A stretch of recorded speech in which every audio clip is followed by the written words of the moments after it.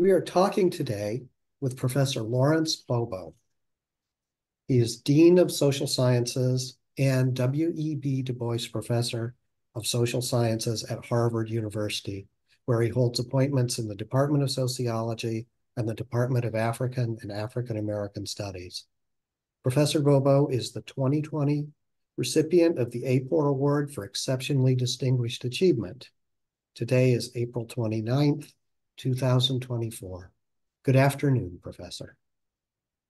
Good afternoon. It's a delight to be able to speak with you today and to share some of my background and experiences, and especially as they connect to the American Association for Public Opinion Research. I will say I have always found APOR to be a home, if you will, for the type of work that I do and the things that I value in scholarship and research methods.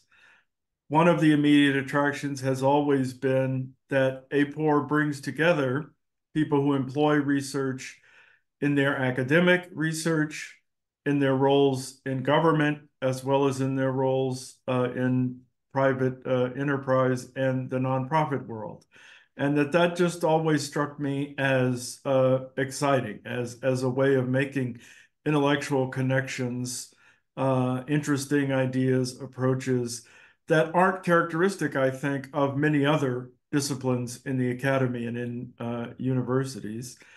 And secondly, APOR was always kind of a community, especially when I first got involved with it. You got to know so many of the leading lights easily, and the figures who you could count on always encountering at the annual meetings, that it just felt like an enormously supportive and engaging community of like-minded thinkers, researchers, engaged individuals. And I found that very vibrant and kind of bolstered my own engagement professionally over the years. Wow, that's wonderful. Thank you very much. Maybe we could start with a little background about you, about your education and the experiences that led you to your current role as Dean and Professor at Harvard. What were your ambitions when you began your academic journey, and what experiences led you to your career? You know, when I went into academe or pointed myself in that direction, I had no more profound observation than being excited about research, thinking of being a college professor as a viable livelihood, and that there were issues I was keenly interested in. And so I just jumped in and thought I would pursue it in that way. At no time did I think of myself as ever ending up at an institution like Harvard, to tell the truth, nor did I ever really aspire to kind of major administrative roles and duties. Trying to put together what led me here is perhaps understandable in the end. I did my undergraduate work at Loyola Marymount University in Los Angeles, and that was an early seedbed of my interest in survey research. I essentially did a senior thesis that was involved with analyzing data from the General Social Survey, which was available at the time at my university. And that experience and other things led me to want to pursue a PhD in sociology. And I ended up applying to the University of Michigan and being admitted. And a number of the people whose work I'd read as an undergraduate, in particular, eminent APOR member like Howard Schuman, became my dissertation chair and mentor. And it just seemed kind of destined that this was the path I was going to pursue. Then from Michigan, I went on to be a young faculty member at the University of Wisconsin-Madison, then moved to UCLA in the sociology department there, where I was also directing their program in survey research in the Institute for Social Science Research, and then ultimately coming here to Harvard. kind of the last comment I'll make that kind of tracks me toward this dean's path is that I'm just one of those folks who has the service gene. I really like to contribute to sustaining the broader community in which I'm functioning. I kind of do it naturally, again, not with any real planful ambition, but early on I was elected to APOR Council as associate chair and then conference chair and subsequently standards chair. Similarly, in the American Sociological Association, I was elected to their, as they called it then, Committee on Committees, and I was chair of the Committee on Committees. And in departments, I played various roles, graduate student advisors, department chairs. And again, even as I was a department chair, I wasn't thinking of ever becoming a dean, and I was really totally unexpectedly offered the position of being Dean of Social Science. And I was called into a meeting that I thought was about something else altogether. But that's kind of how things have played out through the course of my career. The last comment I'll make to tie it back to survey research, which has always been a forte for me. My very first involvement in survey research was as a high school kid when, along with a good friend, we conducted a survey at our high school, and I hand tabulated it and wrote a report for our principal for an issue we were rather strangely advocating for at the time. And in hindsight, it's quite silly, but it was important to us then. In your video associated with your 2020 APOR Award for Exceptionally Distinguished Achievement, you describe your career as existing in an interstitial space between sociology, political science, and social psychology. And your APOR Award includes this passage, which I'm just going to read. Larry Bobo's research, commitments, and agenda unite the shared interest with theory and data in the domain of critical importance, racial attitudes, and race relations. The resulting deeply creative body of work dissects the structure and meaning of racial attitudes and the social processes in which they are embedded. His work has influenced every scholar in the field for decades. Before I get to the questions, I just want to pause on that reference, every scholar. That is quite an achievement. So my question is, why is this interstitial space the right one for you? And how does this characterization of the broad application of your work in the APOR Award citation relate to that interstitial space? Very interesting question, an interesting way to frame it. As I mentioned a moment ago, did my PhD work at the University of Michigan. And there used to be a joint program in sociology and psychology, a kind of joint group that in many respects was inspired by the old social relations program here at Harvard, where you had sociologists, psychologists, and anthropologists all working very closely in collaboration with one another. And so the traditional disciplinary barriers or walls that we now recognize, or silos may be the better term, were far more permeable way back when, frankly. And so to take up an interest in something like racial prejudice, racial attitudes, is something that clearly has resonance in sociology and the sociology of race and ethnic relations, but will also have resonance in social psychology and the kind of defining work of Gordon Allport and a huge tradition of analysis of intergroup feelings, intergroup stereotypes, intergroup relations. So you've got figures like Allport, Muzaffar Sharif, and others like Herb Kelman, who had this enormous footprint in this arena. At the same time, you have people who've gone between the two disciplines, like Thomas Pettigrew, a big chunk of his career really as a sociologist, but then the latter maybe 2 decades of his career more back to psychology.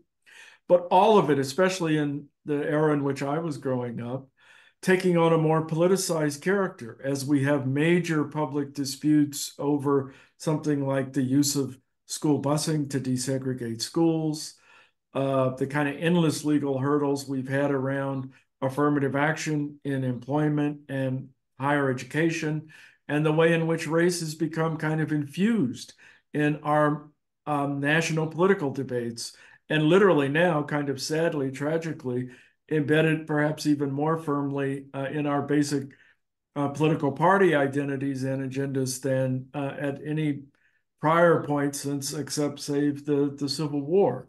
Um, so it made sense that those things are interconnected. The last comment I'll make is that kind of interstitial place can be an odd position for a young scholar because most disciplines are looking for you to earn your union card in that particular discipline. And if your work is simultaneously appealing to multiple disciplines, you can run into a problem where reviewers, readers, scholars who are looking for you to make a footprint in a very specific arena, I think it's harder to get your work out there. And it can be a big risk, but I have to confess, I hadn't really thought through it in quite that way, but I think that's in hindsight true. But I happen to be able to have made it work. It did work for me. I see. And APOR. Why is APOR a good fit for a researcher with your ambitions and interests? You've been associated with APOR now for more than 40 years. Wow, that's a long stretch. Yeah, I think it really is this commitment to empirical social science, especially empirical social science that draws on survey research, which takes, as Howard Schuman used to say, a very common human activity in our interactions, posing questions to one another, listening attentively to the answers, but tries to make it systematic in at least two respects. One, recording in some manner what people have told us, especially, let's say, in a statistically manipulable way, what people have told us, and then really coupling that to some sense of systematic sampling, to getting a capacity to make inference to larger populations or groups that we would like to be able to characterize in some way. And that has always seemed to me a really exciting endeavor to understand um, people in their times. That's a fascinating challenge in which to engage. So in addition to the APOR award, you're a notable writer, and your work has been recognized at least 3 times by APOR, winning a student paper competition in 1981 and the APOR Book Award in 2005 for Racial Attitudes in America, Trends and Interpretation, and again in 2018 for your book, Prejudice in Politics, Group Position, Public Opinion, and the Wisconsin Treaty Rights Dispute. Can you talk about the importance of the excellence in writing to the work of APOR? I think there have been a lot of great thinkers and writers, and indeed APOR award winners over the years who have come into and through the organization or been recognized by it. I don't want to try to make any special claim for myself here, but we are all, in many respects, in the business of communicating and of finding ways to communicate effectively, legibly, intelligibly by a variety of audiences. And so it is really important that we strive to do so. I think in my own case, one of the things that has just been an aspect of my life, personality from very, very early on is just a joy in reading, especially in reading really great fiction by terrific writers. Over the years, I've probably narrowed that a bit. So my own main preoccupation are kind of British procedural murder mysteries, but by some of the very best writers in that genre. And if you do enough reading, that leaves an imprint on you of people who really do write in engaging prose, it will definitely help you out. And not that I've gotten over a lot of the social science ease that bedevils many of us, but I try to do a good job of it in the end. Do you enjoy writing, sir? I really do, but I'm one of those people. I've learned I really need to be tethered to a problem and to data and a question.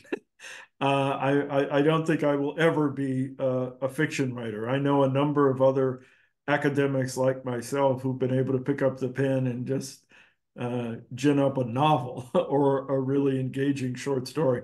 I'm not quite in that camp.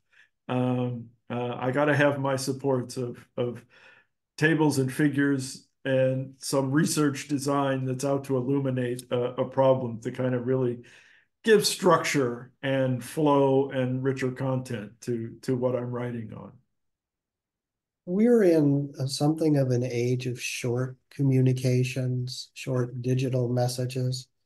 Um, what does writing on complex topics need to accomplish to hold the interest of the reader? This is just one of the profound challenges of our time when seemingly everything needs to be reduced to 40 words or less in a I don't know if that's a Twitter bite or whatever it might be. And that's deeply concerning to me because many of the issues we confront as a society and many of the difficulties we have in addressing them have to do with that shortening of attention on nuance and complexity and really listening to the fullness of someone else's ideas or positions. So while there is much to be said for um, quickly engaging an audience, I think we still have an obligation to try to bring more folks to a point where you can reflect at real depth on the challenges that exist in certain circumstances or conditions, because there are too many circumstances now where we just get kind of a din of voices shouting little slogans at one another and nothing in the way of real communication is taking place. And I think that's one of the uh, underlying causes of the degree of polarization we see in politics now, is just the extent to which media has transformed the nature of political communication and shortened our ability to have reasoned, engaged discussions with one another. At the universities which you've taught, which are among the most distinguished in the country, do you find that students understand the power of survey research and how it can illustrate the structure and evolution of society? And have you seen that understanding change over your career? Um, Interesting question, and I think I've seen it. I want to say yes and no in answer to your basic question. On the yes side, I think students really are completely aware of what I often characterize as the ubiquity of survey research in our lives. I mean, you cannot buy a product online now without quickly getting a survey about both the vendor's website and the product, right? So there's this nonstop collection of data of this kind that goes on. And so everyone knows they're being kind of surveyed with great frequency. On the other hand, I don't think there's a very deep or widespread appreciation of what surveys can do and have done to illuminate deeply complex issues in our times and capture what people are thinking, how they're thinking, and in many respects, why some issues or questions, political problems play out in the ways that they do. And I think surveys retain an unusually powerful capacity to do that. And I will say, at the risk of offending a lot of my comparative historical colleagues, that I think the kind of, as I sometimes call it, attitudinal record that we can produce through survey research will be a far more reliable source for understanding evolving historical events and circumstances than the kind of otherwise archive of newspapers, diaries, letters, written material that were never, in a sense, designed to sample broadly what was going on in a particular era and to capture the full array of dynamics in that moment. And so I think it will be a quite powerful tool, something like, for example, the General Social Survey or the American National Election Study. These are incredible repositories now for a deeper understanding of the processes of social change than we have ever possessed before, now that they've been in operation for 40, 50 years. That's an extraordinary tool and resource. They have their limitations. I don't want to oversell it, but we've got leverage on questions that simply didn't exist for previous generations of thinkers and scholars. What would you say are the opportunities that are out there for today's student in conducting research that didn't exist at the start of your career? Yeah. Uh, the start of my career, I think about myself as an undergraduate, we were still using punch cards. I'm not so old that we had to deal with the old counter sorter. I was always hearing about people working with that, but I had to take punch cards, and if you made an error in even one punch card, your job just crashed. And I literally carried my 30 or so punch cards with the analyses I wanted to do and a box containing the general social survey data, all the cards that were in, and handing it to the computer room guy who only ran it for about 2 hours a day. So that was a very different time to be trying to do your work. And but today, one of the most exciting things, of course, and it's essential, frankly, is the almost ubiquitous availability of the web, the internet, and it's critically important in part because it can greatly reduce the cost of doing surveys. Our traditional gold standard approach of face-to-face interviews with aerial probability sample designs is so fantastically expensive now that if younger scholars in particular want to try to do research, they're under great constraint as to what's possible. If you really want to get a systematic population design of some kind. But the web has really made this much more feasible to do. It's also introduced a certain greater degree of flexibility in terms of what you can manipulate in the course of an interview.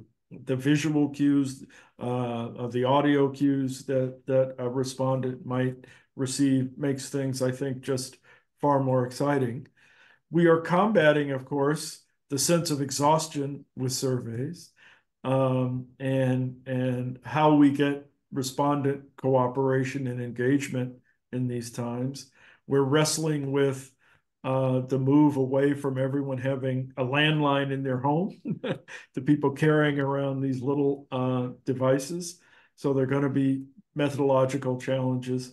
And of course, the other, I don't want to call it a challenge, but transformation in the context could be what we would call big data, the kind of endless stream of information we are all generating all the time that these big, largely private enterprises have access to, and I think are increasingly sharing with scholars under particular terms.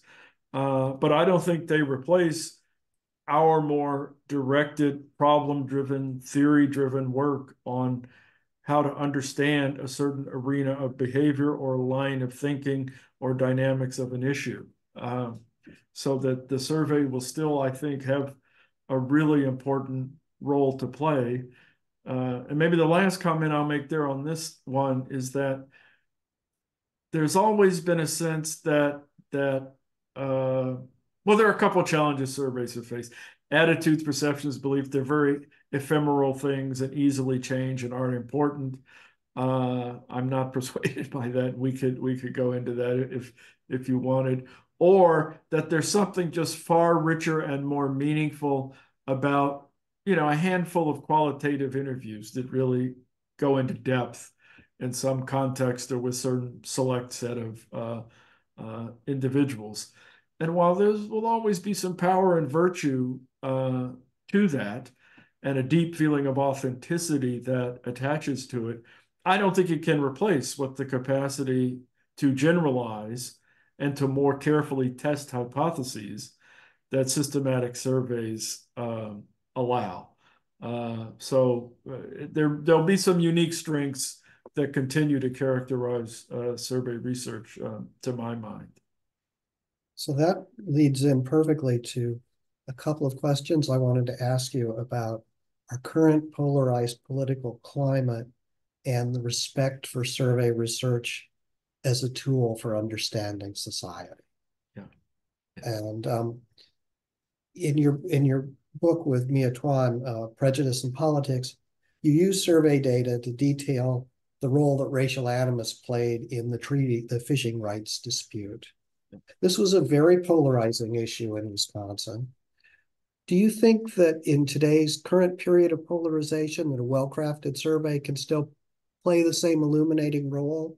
Or are things like survey exhaustion and just polarization, are those divides different than what we were seeing in the past? The level of polarization, I think, is a bit different than what we've seen, at least in most of, say, the post-World War II era, and more akin, at least trying to take a longer historical arc on this type of problem since the Civil War. I mean, when things just seemed irreconcilable between various camps. But I still believe there's an enormous amount that surveys can do. I mean, when I approached writing Prejudice in Politics, I had kind of three great figures in survey research in my mind, aside from my immediate mentor in Howard Schuman and some key interlocutors in David Sears, the noted political social psychologist. One of those was Paul Lazarsfeld, and I've always been struck by his APOR presidential address, where he talked about the obligations, I believe, of the 1950 pollster to the 1984 historian. Have we done a good job of really mapping the attitudes, beliefs, perceptions, and consequences thereof in that moment for some future individual looking back, trying to make sense out of those times? I think we can still do that. A second side of it was to think about a really important essay for me that Paul Sheetsley of NORC wrote on what are the core elements of a truly powerful survey. You don't just want to get attitude, favor, oppose, yay or nay, strength of opinion, but you also want to learn about the information and beliefs people have about the surrounding issue.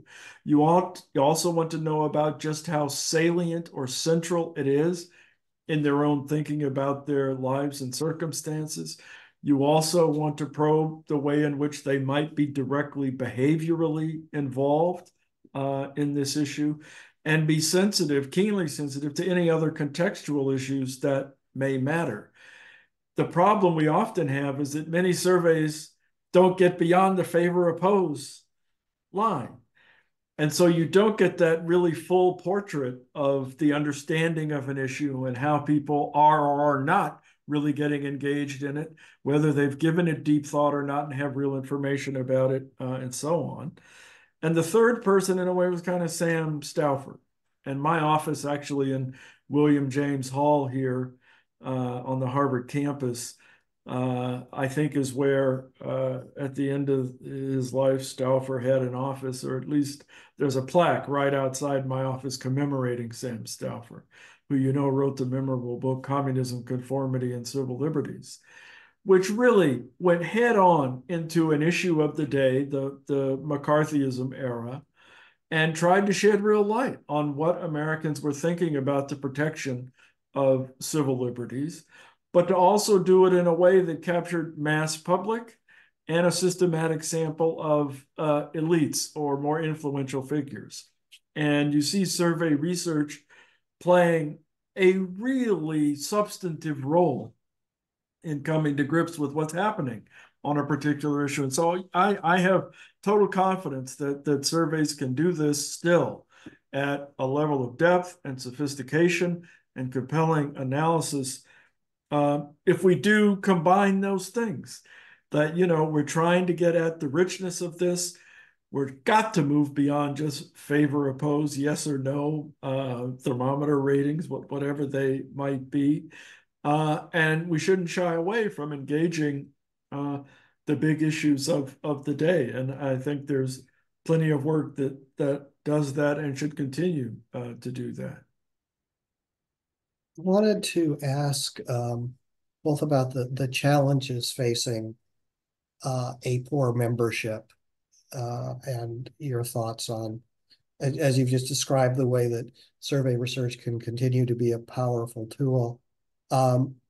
Would you point to critical challenges in the future that practitioners, that APOR members are going to need to address? And do you see an extent to which initiatives like the APOR Transparency Initiative can help enhance the reputation of survey research? Yeah, absolutely. I think there's a powerful role there. And I think on so many fronts, APOR has stepped out as the nation's leading public opinion survey research professional association and done a lot to kind of influence what the media take as standards of judgment about the quality of some underlying information or approach. But we've already discussed a couple of those challenges, the kind of declining cooperation rates, the changing modes of communication where everyone's got their cell phones as opposed to landlines, and the extraordinary cost of doing our face-to-face interviews, which in many ways have virtues that it's hard to fully capture in other mechanisms. And in addition, I think the just enormous complexity linguistically, kind of cultural, ethnically in the population. All of these things pose challenges for us. And the argument that there are other big data sources which can replace information that we used to collect and rely upon through surveys. I'm a little less sure that that's true, especially for the set of issues that are of greatest interest to me. But there may be domains in which that's true, where there are, readily measured, more observable indicators where you don't need to sit down and ask questions to get the answers you need. But establishing our credibility, being mindful of respondent burdens, adapting to the changing technological environments, and keeping up with the complexities of the populations we're dealing with. All of those things are going to be important considerations if we are to remain kind of a vibrant tool of systematic and influential social research. Wanted to ask another question about sort of APOR's evolution and sort of give you the opportunity to think about what not only how APOR has changed over your career, but also how APOR might change in the future in order to further support its members in this changing environment, some of which you've already addressed. Yeah. But APOR is currently emphasizing equity and inclusion in its policies, and it has created new awards to support inclusion. And do you have a perspective on APOR's efforts to become more reflective of the society at large, and how APOR's attempts at evolution might be constrained by larger prejudice in society? Yeah. Very important questions, and I'm so glad you asked it. I can think about my early days at APOR when I was maybe one of only two or three black faces, let's say, at an APOR conference. And while I always personally felt quite welcomed, indeed more than that, embraced and supported, it struck me as a little unfortunate that the organization wasn't more diverse. I'm happy to say that in the recent conferences I've been at, the organization is a good deal more diverse in at least the regular conference attendance, and I think that's no doubt in part due to the outreach efforts that have taken place. And so it's a good and worthy aspiration to do that.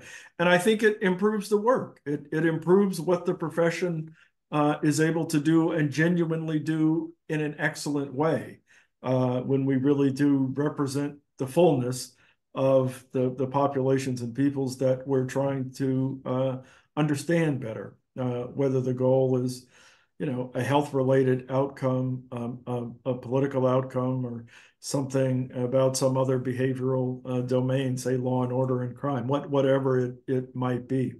So it's really an important thing to do. I don't think that always has come easily. I mean, there was an era in which a group of us tried to regularly start kind of a subgroup on racial attitudes related issues. And I don't remember how long it lasted, 3 or 4 years, where we had kind of a distinct working mini conference within APOR. And I can remember Maria Creason and Devin Johnson and some others working along with me to try to do that. And we'd actually built up a little cohort of people who were really coming to do these things. But I have to say, there were some people who, even within APOR, who viewed us with some suspicion and a critical eye, and kind of were skeptically kind of checking us out. And that often felt unwelcome, to be honest. And I think it did discourage some people from staying in the association. But I think we've moved well beyond that, and that every sign I see is pointed in the right direction, which is terrific.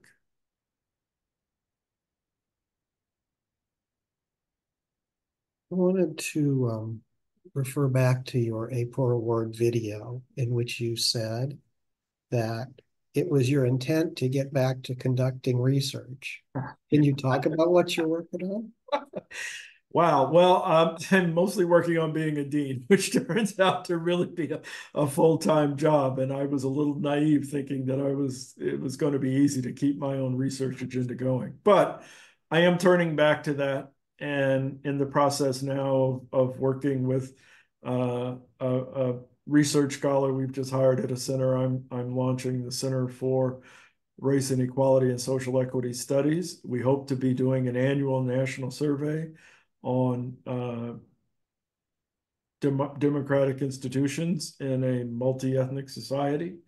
And so I'm going to get right back into it. Hopefully by the end of this year, we will have completed our design in a first wave of data collection. So that's really very much at the top of my personal research list. And I'm excited by it. I mean, I'm still in this administrative job, which is why we have a research scientist joining in, because someone's going to have to carry a disproportionate share of the water while I'm still sitting at this desk. But I'm really looking forward to it. That does sound tremendous. That just sounds great.